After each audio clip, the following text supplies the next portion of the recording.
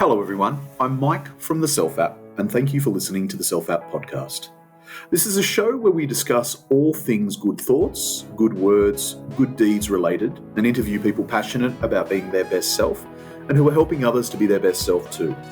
Some of the segments include Coaching Clinic, where we talk to psychologists, motivational thinkers, and life coaches. Book Club, where we discuss and share reviews on our favourite books. Startup Spotlight, taking a pre-seed and more often than not non-techie view on starting a business and running a business. Health and Fitness Hustle, where we provide tips, tricks and training from experts. And Esoteric Edge, a look at hidden or secret philosophy and how it can help you be your best self. If you haven't already, please download the Self App, where we deliver you a collection of tools to help you be your best self, and 3% of all our profits are donated to charity. Hello everyone, thank you for tuning in. Today it's my privilege to introduce you to Danusha Santhikumar. Affectionately known as Dee trained as a solicitor, graduating to practice in workers' compensation and medical negligence in Sydney, Australia. Motivated by a deep search for fulfillment and what that meant to her on a personal and professional level, Dee made a decision to move into the corporate world. Today, Dee is a successful software account executive selling practice management solutions into US law firms. Here to share with us her personal experience with Imposter Syndrome and how it's affected her career and sense of fulfillment, I want to thank you, Dee, for coming on and being willing to share around such a very personal and very vulnerable subject. Could you start by helping us who may not know what imposter syndrome is understand what it means? Well, thank you, Mike, for having me on. I really appreciate the opportunity. So this is obviously a topic that you and I have had conversations around to some degree, and I'm sure there's a much more scientific explanation to this than I'm about to give you. But I think really for me, in a nutshell, imposter syndrome is essentially just a really amplified experience of self-doubt. I think it comes with a lot of lack of confidence in your ability, and at least for me, very, very personally, I think it stems from feeling almost unqualified to be doing things that you might, other people think that you're more than capable of. I'm sure we'll delve more into, where that sort of comes from for me, but I think that's a good sort of starting point. Yeah, it's a very deep starting point, and for those who are listening, thank you for tuning in and being willing to come down this deep, dark rabbit hole. We covered three pretty big salients there: self-doubt, lack of confidence in your own abilities, and an overwhelming sense of feeling unqualified in circumstances. It's a pretty heavy thing to be facing. Can you talk to me through, when you say those things, if you can put yourself in the position when you're in a work environment or you're in a social environment or you're in any environment where, this overarching term imposter syndrome kicks in, what are some of the sensations or feelings that you may experience or that you personally have had to face? I think, so a couple of different things really come to mind. So I think the first and foremost, the first thing that I always experience is just that self-doubt moment, right? So you almost just pause and you wonder, can I do this? How am I going to do this?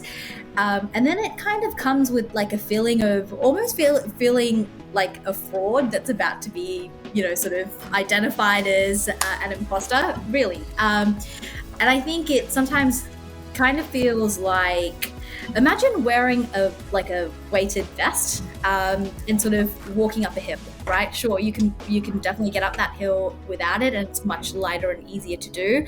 And I think that's what it is. It's just constantly having to sort of go through almost a mental exercise before you venture into whatever it is that you're trying to accomplish.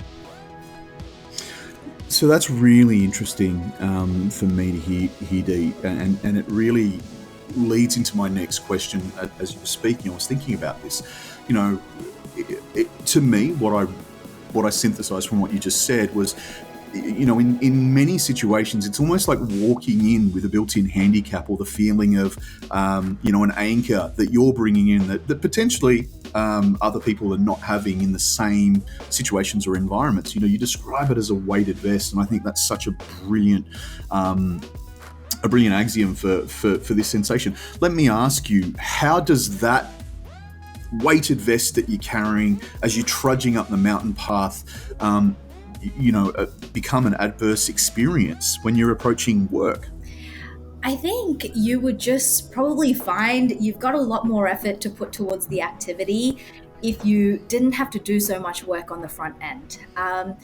And I think over time, if you're willing to sort of really work on it, that time that it takes you to get through that breakthrough moment definitely gets shorter and shorter and shorter. But at least initially, it just takes away, I think, part of your focus. And, I'm sure, no doubt, that as I sort of tackle this and sort of get ahead of this, it's just going to free up more of my time and effort and talent to put towards sort of greater pursuits. Really interesting. So, one of the issues is loss of focus. We all know how critical it is when given a task, and how almost the very first step is applying that laser-like precision to focus. And if you're coming in with this weighted vest, your focus can be off track by the sound of what you're sharing with me. How then did you first begin? Because you've sounded like you've made strides. As you said, you've shortened the gap between when imposter syndrome hits and the lag of you being able to kick in effectively. How did you manage to reduce that gap? Yeah, I mean, I have done a ton of research on this. I've listened to so many podcasts, and I think it's almost comforting to know that it is a universal experience, and it's not something isolated to even your sort of professional career. It could sort of rear its head in sort of multiple sort of circumstances.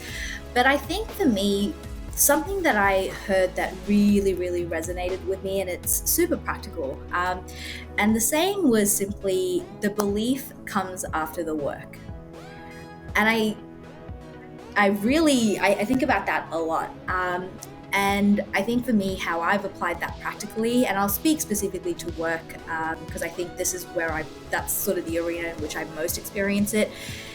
It's almost, sure, right now, where you are, it might feel like whatever it is that you're trying to accomplish is such a stretch. But to some degree, whether it's something you inherently know or something you can research and work out, there's going to be a list of actionable competencies that you can be doing daily, weekly to get there. And it's about breaking that down into actionable steps. And just knowing that if you are crossing that off, be that every single day, every single week, every single month, then you are well on your way. There's not a single person who's done what it is that you're trying to accomplish that just woke up, or came out of the womb able to do it. They all started from somewhere. And I think it's just keeping that perspective front and center, and just, realizing, why not you? I love that. Why not you? And I'm going to talk a little bit about belief comes after the work. I'm going to hammer that home because I love that statement as well. And what I really took out of that is how it's taking those micro steps, the steps that are within your control, every day, every week, every month, as you described, and being consistent with it. And those steps, as you look back, it sounds like that's the work that you've done, and by looking back, you foster and build that belief in yourself, which is a pretty powerful and pretty scalable message. And I think it's pretty amazing. So thank you for sharing that insight with us. If I can ask us to take a little bit of a deeper step, I'm curious to learn, when did you first feel that sense of fraud, as you describe it, that we're going to talk about feeling like an imposter, but when did you first feel that way? Can you isolate the time for us? Yeah, I'm not sure if this is going to be it was the first time I ever felt it, but I think it's definitely the most memorable milestone where I really recognized it. And I think it really started when I sort of did a career pivot out of law and into eventually what was going to be sales. I think I definitely went from a very sort of structural educational upbringing.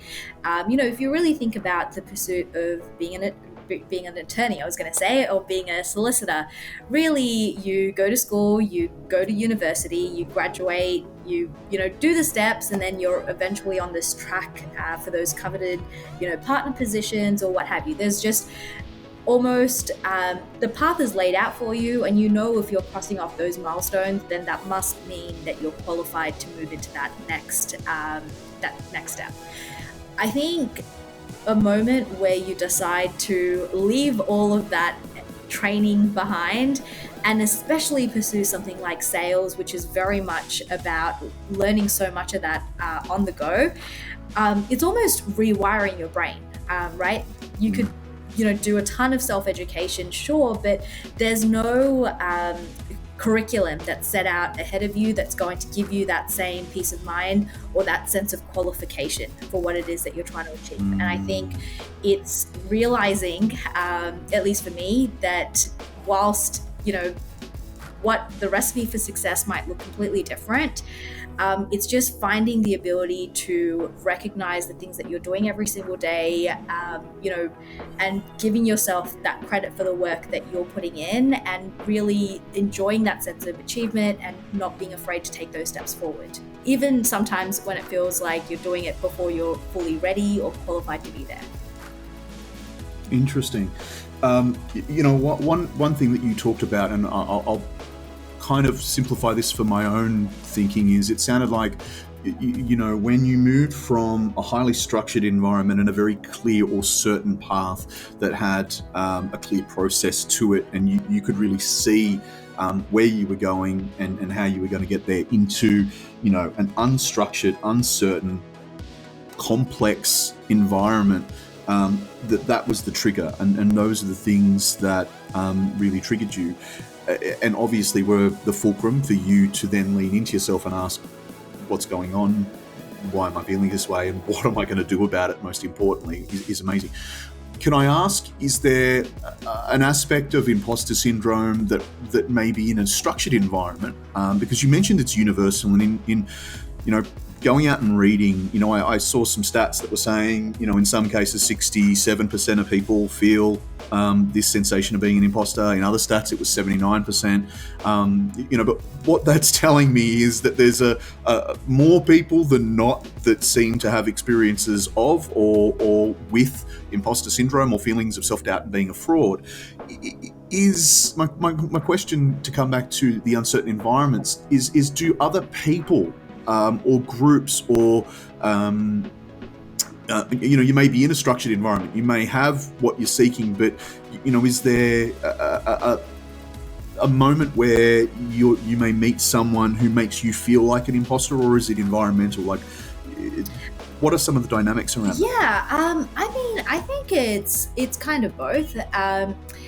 Interestingly, especially when you're on this path of self-development, you are naturally going to surround yourself, or whether that's in person or just influenced by people that you listen to podcasts or read books written by, who are much further along than you. And I think it's a little bit of a double-edged sword, because obviously they're the people you want to learn from, but I think they're also inherently the people that make you feel like you're much, much further behind.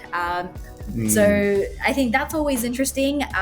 But I think ultimately I know there's a more scientific term for this, but there's always that quote about, you ultimately being the average of the 5 people you surround yourself around. And I think if you are really committed to progress in any sort of aspect of your life, those people have got to be people that you can level up to, and not people that make you comfortable because they're, around where you're at, or, perhaps a couple of steps behind. So I think that's just something I've had to come to terms with. And I think it also goes back to that concept of keeping things in perspective. And it's very much like maybe like a building any other muscle. Like the more you practice that and you sort of catch those trains of behavior and you sort of recorrect, it gets a little bit easier.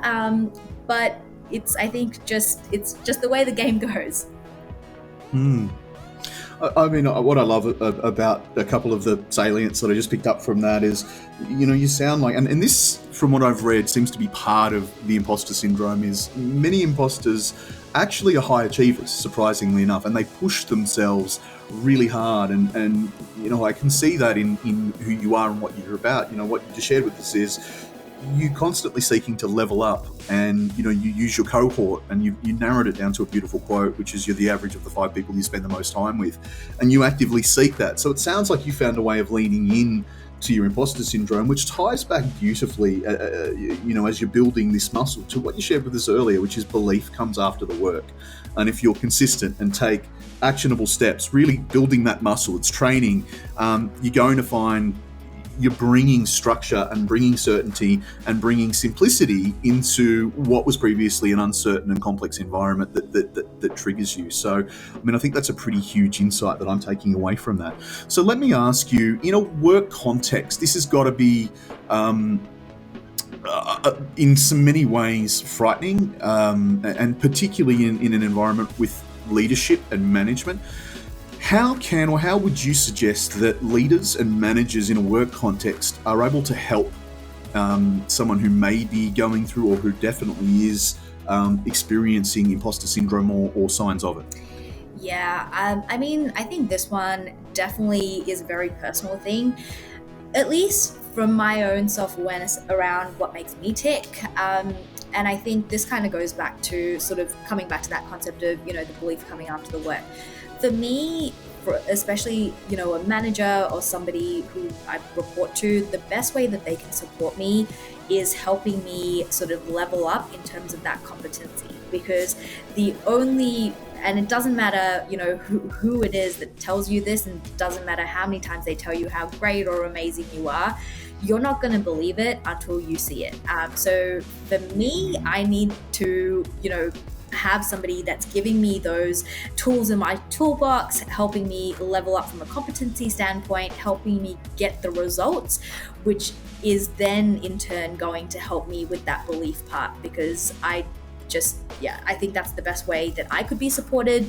But I think, that could be very much different for someone that seeks more of an emotional, not a crutch, but a more emotional support. But for me, at least, very practical.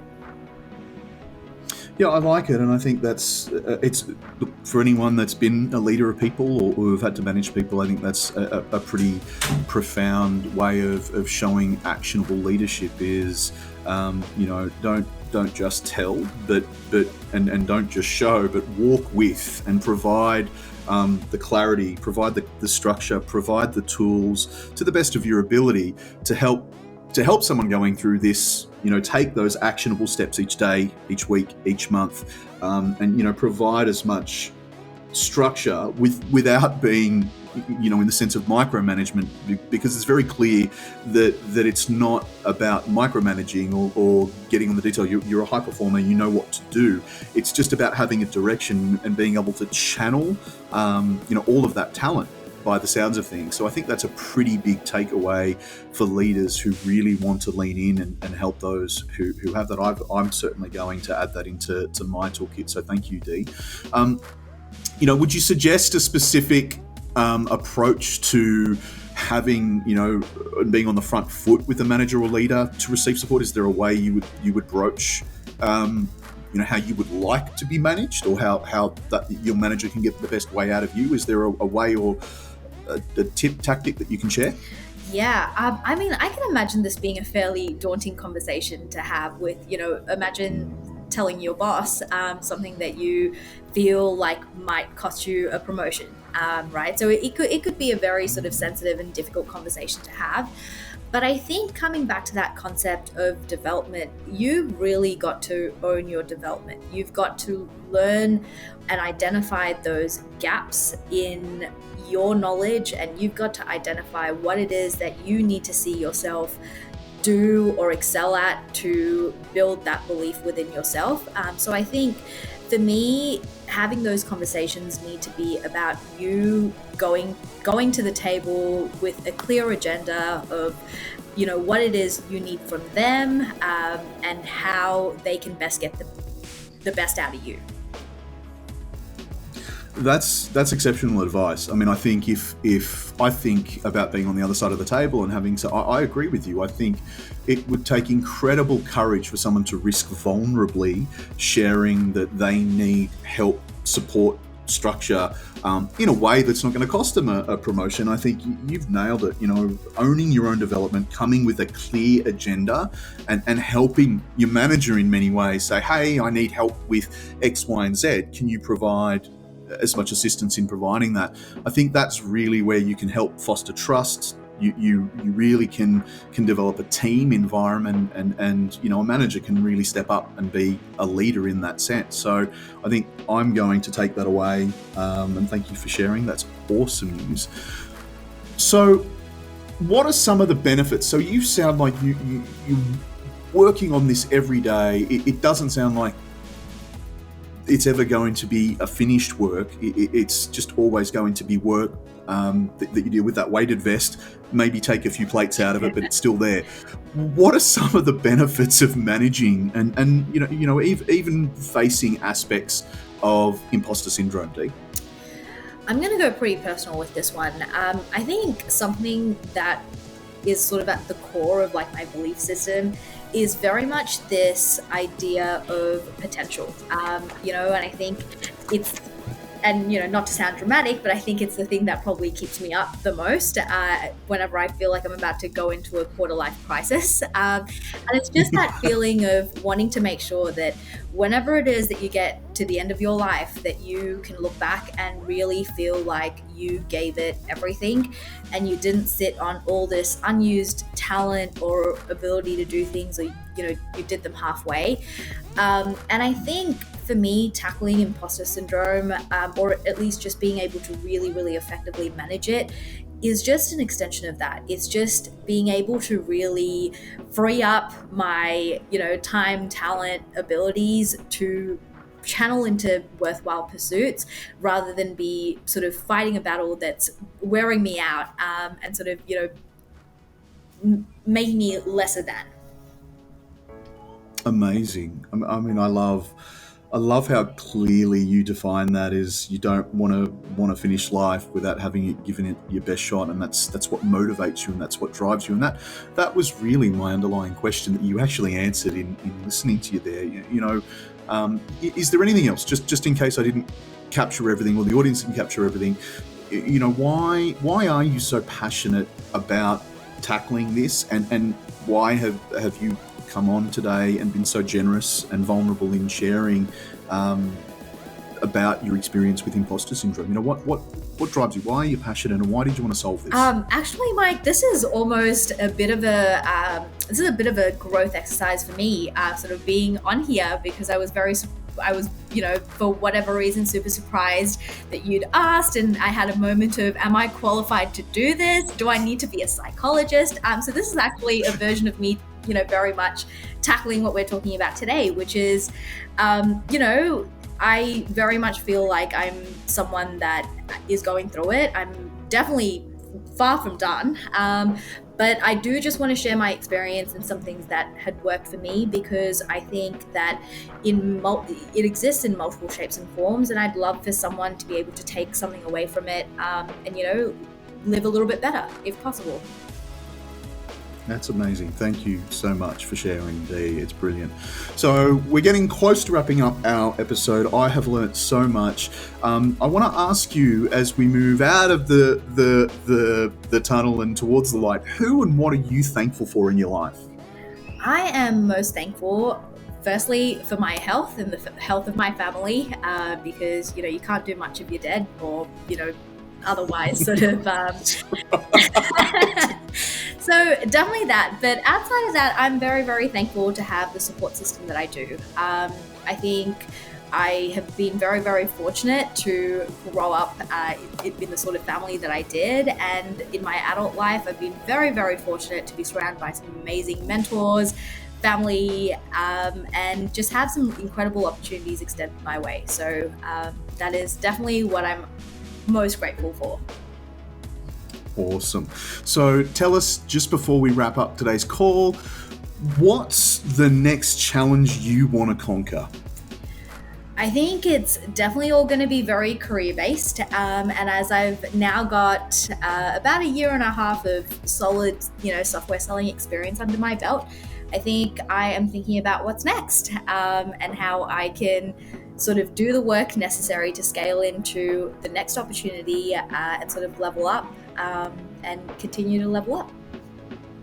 Amazing. I have absolutely no doubt you are going to conquer the world, Dee. As we finish today, our final question, what key piece of insight or advice can you offer our listeners to help them be their best self? I really think, and I think I've actually said this to you earlier today, but it's really just, why not you? The number of times that every single person can relate to what I'm about to say next. Think of all of those people you have personally seen in roles or doing things that you know that you could probably do and even do better. The only difference between where they are and where you are is they simply did it. And I think the belief comes after the work, so just do it. I love it. Thank you so much for bringing us back to that first principle, the belief comes after the work. And ladies and gentlemen, why not you? Thank you so much for coming on today's episode of the Self-App Podcast, Dee. If people would like to connect with you, can they find you on LinkedIn? Would it be all right if they add you and potentially, ping you if they'd like to learn a little bit more about your experience? Absolutely. I would love that. Fantastic. Wonderful. So you can find Dee at Danusha Santhikumar, which is DANUSHA Santhikumar, and I am absolutely going to be following very closely on your own personal growth and seeing how your best self unfolds and how you're helping others unlock their best self, Dee. To our audience today, it's an absolute pleasure, believe me. I'm truly humbled to have sat through this session today, Dee. I think you are a rock star. To our audience, thank you for listening. And before you go, I ask you to do us a good deed and share this with one other person. Please leave us a 5-star review wherever you're tuned into the podcast. And for more best self goodness, find us on social by searching for the Self App. From us to you, keep up the good thoughts, good words, good deeds, and continue to level up your best self. Why not you, ladies and gentlemen? Take care.